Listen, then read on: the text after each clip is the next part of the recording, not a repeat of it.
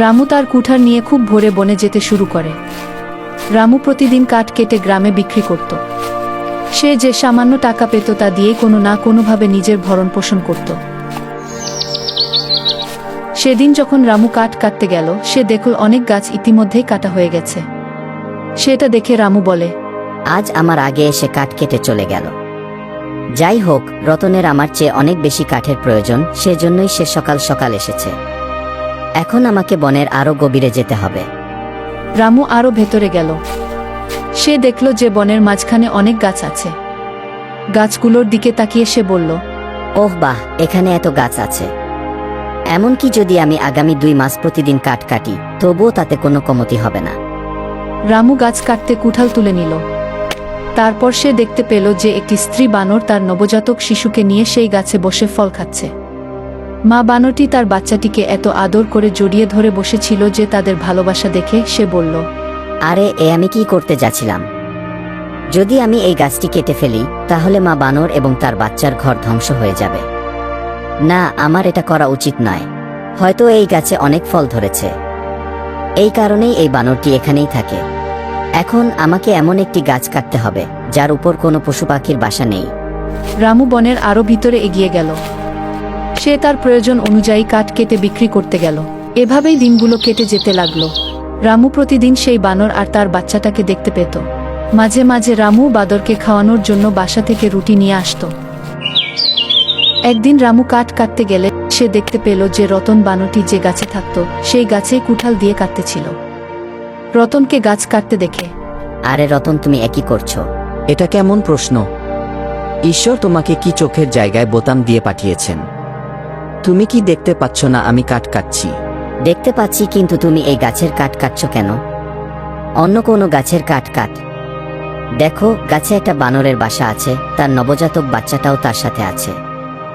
তাতে কি হয়েছে? এই বানরটা অন্য কোনো গাছে চলে যাবে। এখানে তো অনেক গাছ আছে।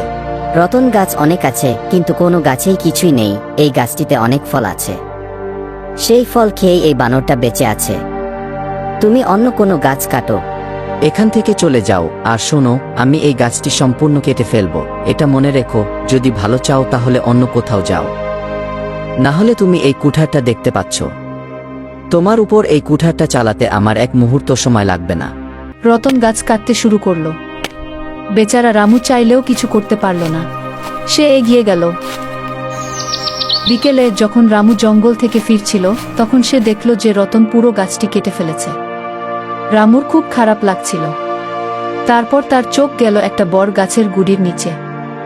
বানরটি সেই কাঠের তলায় মৃত অবস্থায় পড়েছিল। তাকে দেখে রামুর চোখে আশার আলো ঝরে পড়তে শুরু করে। রামুর মনে হলো হয়তো তার সন্তানও মারা গেছে। রামু সেই বানরের কাছে গেল।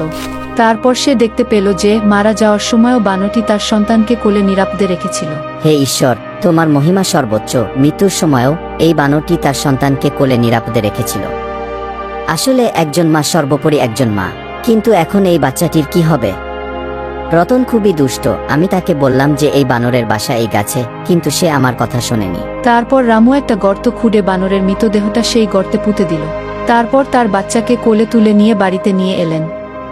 সেদিন একটা কারণে রামু সেই বানরটিকে তার ছোট ভাইয়ের মতো নিজের কাছে রাখতে শুরু করে। একদিন রামু কাঠ কাটতে গিয়েছিল। তখন, কিরে রামু, শুনলাম তুই কিনা কোনো বানরকে পালন করতে নিয়ে এসেছিস। তুই নিজেই খেতে পাচ না, এখন তুই ওই বানরটাকে কি খাওয়াবি? ওই সেই বানর, রতন, যার মায়ের খুনি তুমি। আমি তোমাকে বলেছিলাম যে ওই গাছে একটা বানরের বাসা ছিল, তবুও তুমি সেই গাছটা কেটে ফেললে। সেই বানরটা গাছ থেকে পড়ে মারা গেছে, তাই মানবতার খাতিরে আমাকে সেই বানরের বাচ্চাটাকে আমার সাথে নিয়ে আসতে হলো। যদি আমি ওটাকে না নিতাম, তাহলে এই জঙ্গলে এভাবেই মারা যেত। হ্যাঁ, তুই তো খুব দয়ালু, তাই না? সারা পৃথিবীর মানবতা আর মঙ্গল কেবল তোর মধ্যেই ভরে আছে, তাই না? রতন, আমি তোমাকে অনুরোধ করছি যে এখন থেকে যে কোনো গাছ কাটার সময় একটু খেয়াল রাখো যেন কোনো পশু বা পাখির বাসা না ভাঙে। এই রামু, আমি তোকে আগেও একবার বলেছিলাম যে তুই আমাকে শেখাবি না। তুই হাতে কুঠাল ধরতে শেখার অনেক বছর আগে থেকেই আমি কাঠ কাটছি। তুই আমাকে শেখাবার কে? অপেক্ষা কর, আমি তোকে এইবার মজাটা দেখাচ্ছি। এই বলে রতন মারতে শুরু করল। রামুকে মারধর করার পর সে রামুকে সতর্ক করে যে এখন থেকে যদি তোকে এই গ্রামে আর কাঠ কাটতে আসতে দেখি তাহলে তোকে তোর জীবনের ঝুঁকি নিতে হবে। বেচারা রামু বাড়ি ফিরে বানরের সাথে কথা বলতে শুরু করল। চলো বন্ধু, এখন আমরা এই গ্রাম থেকে আমাদের খাবার পানি হারিয়ে ফেলেছি। রতন আমাকে মারধর করে স্পষ্ট সতর্ক করে দিয়েছে। এখন যদি আমরা আমাদের জীবন বাঁচাতে চাই তাহলে এই গ্রাম ছেড়ে চলে যাওয়াই ভালো। চলো আমরা অন্য কোথাও গিয়ে আমাদের নিজস্ব পৃথিবী গড়ে তুলি। রামু বানরটিকে কাঁধে নিয়ে সে গ্রাম থেকে দূরে কোথাও যাওয়ার জন্য রওনা দিল। দিন কেটে যাচ্ছিল আর রামু কাজের খোঁজে এখানে সেখানে ঘুরে বেড়াচ্ছিল। সে কাজও পাচ্ছিল না, থাকার জায়গাও ছিল না।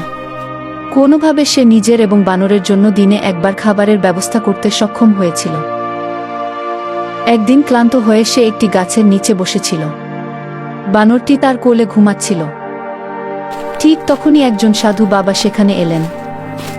নমস্কার সন্ন্যাসী বাবা। তুমি কে? ধন্য হও পুত্র। একটা কথা বলো, তুমি এই বানরটাকে এভাবে কোলে নিয়ে বসে আছো কেন? সন্ন্যাসী বাবা, এটা তার মাকে হারিয়েছে। এই পৃথিবীতে এর কেউ নেই। সেই কারণেই আমি এটা আমার বাড়িতে নিয়ে এসেছিলাম, কিন্তু আমাদের গ্রামের এক গুন্ডার কারণে আমাকে গ্রাম ছেড়ে চলে আসতে হয়েছে। এখন আমি কাজ এবং থাকার জায়গার খোঁজে এখানে সেখানে ঘুরে বেড়াচ্ছি। ছেলে, তোমার মন সত্যিই কোমল। তুমি কারো দুঃখ দেখতে পারো না। তুমি একটা এতিম বানরের দায়িত্ব নিয়ে ওটাকে একটা পরিবার দিয়েছ। তুমি যদি চাও আমার আশ্রমে আমার সাথে থাকতে পারো। আমার আশ্রমে আমার কিছু শিষ্য থাকেন এবং অনেক সময় অনেক সাধু আসেন। তুমি যদি তাদের খাবার এবং থাকার ব্যবস্থার দায়িত্ব নাও তাহলে আমি খুব খুশি হব। এটা আমার ভাগ্য বাবা। তোমার সাথে থাকতে পারলে আমি সত্যিই খুব খুশি হব। কিন্তু বাবা, আমার এই বানরটিও আমার সাথে আসবে। আমি এটা কোথাও রেখে যেতে পারি না। হ্যাঁ ছেলে, তুমি এটা নিয়ে আসতে পারো। রামু বাবার সাথে তার আশ্রমে গেল। রামু এখন সন্ন্যাসী বাবার আশ্রমের সমস্ত কাজ করতে শুরু করে, যেমন পরিষ্কার করা, খাবারের ব্যবস্থা করা, রান্নার জন্য উপকরণ আনা, বাবাজির শিষ্যদের সাহায্য করা। রামুর বানর সবসময় তার সাথে থাকত। রামুর কাজ এবং কাজের প্রতি তার নিষ্ঠা দেখে সন্ন্যাসী বাবা খুশি হলেন। বাবা সর্বদা তার অন্যান্য শিষ্য এবং সাধুদের কাছে রামুর প্রশংসা করতেন। বাবাজির কামাল নামে এক শিষ্য ছিলেন যিনি রামুর প্রশংসা শুনে অনেক ঈর্ষা করত। সে অনুভব করেছিল যে রামু একজন সাধারণ ছেলে, তবুও বাবা তার অনেক প্রশংসা করে। আমি এত পড়াশোনা করি, বেদ পাঠ করি, তবু বাবাজি আমাকে কোনো গুরুত্ব দেন না। একদিন বড় ভাইয়া, এটা নাও, আমি তোমার জন্য তাজা ফল এনেছি। সে বলল, রামু, আজকাল তুই খুব অলস হয়ে গেছিস। তোকে খুব বেশি খাবার যেন রান্না করতে না হয়। এজন্যই তুই এই ফলগুলো আমার জন্য এনেছিস। এটা এমন নয় ভাইয়া, বাবুজি আজ সবাইকে ফল খেতে বলেছেন, এজন্যই আমি ফল এনেছি। রামু কথা বলছিল, হঠাৎ তার বন্ধু বানরটি এসে কামালের ফল খেয়ে ফেলল। আরে আরে, এ কি করলো? এই বানরটি আমার ফল খেয়ে ফেলেছে। রামু, এই বানরটিকে এখনই আশ্রম থেকে তাড়িয়ে দাও, না হলে আমি সন্ন্যাসী বাবার কাছে তার বিরুদ্ধে অভিযোগ করব। কামাল ভাইয়া, আমি তোমার কাছে ক্ষমা চাইছি এবং তোমার জন্য আরো ফল আমি নিয়ে আসতেছি, কিন্তু আমার এই ভাইকে আমি আমার থেকে আলাদা করতে পারবো না। কামাল রামুর উপর খুব রেগে গেল। তিনি সন্ন্যাসী বাবার কাছে রামুর বিরুদ্ধে অভিযোগ করেন, কিন্তু বাবাজি রামুর পক্ষ নেন এবং সে কামালকেই তিরস্কার করেন। এরপর ধ্যানে ডুবে যান। আজ এটি সমস্ত সীমা অতিক্রম করেছে। এই কারণে গুরুজি আমাকে তিরস্কার করলেন। তার ব্যাপারে কিছু একটা করতে হবে, কিন্তু এমনভাবে যাতে আমার নাম কোথাও না যায় এবং তাকে বরখাস্ত করা হয়। কিছুদিন পর সেই গ্রামের রাজা সন্ন্যাসী বাবাকে তার প্রাসাদে আসার জন্য আমন্ত্রণ জানালেন। সন্ন্যাসী বাবা তার শিষ্যদের নিয়ে প্রাসাদে গেলেন। রাজা তাকে খুব স্বাগত জানালেন। প্রাসাদে 2 দিন থাকার পর সবাই আশ্রমে ফিরে এলো। তারপর 2 দিন পরে রাজা তার কিছু প্রহরী এবং প্রধানকে নিয়ে আশ্রমে এলেন। দুঃখিত বাবুজি, এখানে এসে আমি আপনাকে বিরক্ত করছি, কিন্তু ব্যাপারটা এমন যে আমাকেই আপনার আশ্রমে আসতে হয়েছে। ঠিক আছে, আপনার আসার কারণ বলেন। আপনাকে কিভাবে বলবো বুঝতে পারছি না। বাবুজি, গত 2 দিন ধরে আমাদের রানীর নলখাটটা কোথাও হারিয়ে গেছে। আমি বুঝতে পারছি না এটা কোথায় হারিয়ে গেছে।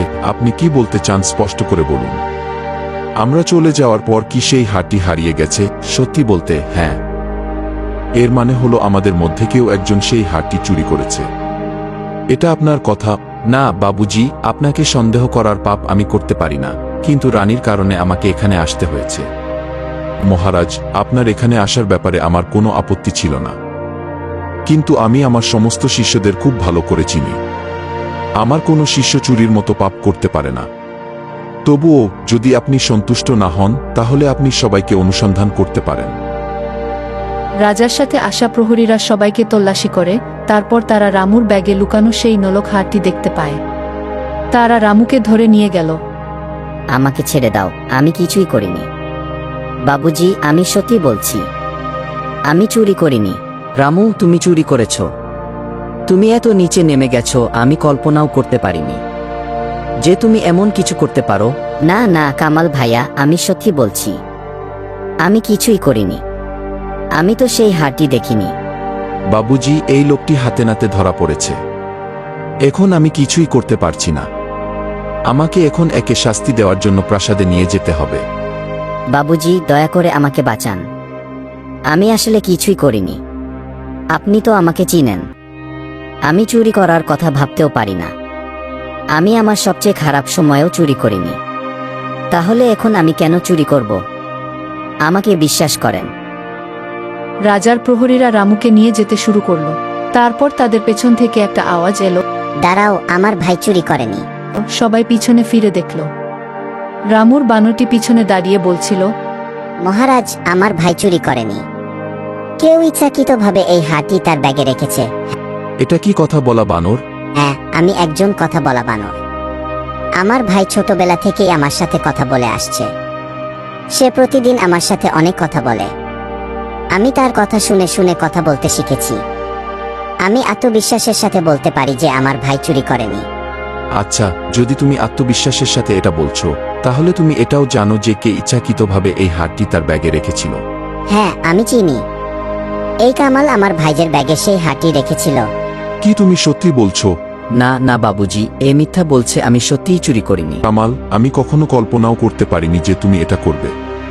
সত্যি বলো, কেন তুমি চুরি করেছো এবং বেচারা রামুকে দোষ দিয়ে তুমি কি করতে চেয়েছিলে? কামাল বাবাজিকে তার ঈর্ষার কথা বলেছিল। কামাল রানীর হারটি চুরি করার জন্য ধরা পড়েছিল। রামু, তোমার এই বানরটি রাজ্যের জন্য খুবই কার্যকর। এটি আমাদের রাজ্যকে অনেক সাহায্য করতে পারে। আমি চাই তুমি এটি দিয়ে আমাদের রাজ্যের গুপ্তচর হও এবং আমাদের শত্রুদের কার্যকলাপের উপর নজর রাখো। কেউ এই বানরকে সন্দেহ করবে না এবং তুমি সহজেই সবার উপর নজর রাখতে পারবে।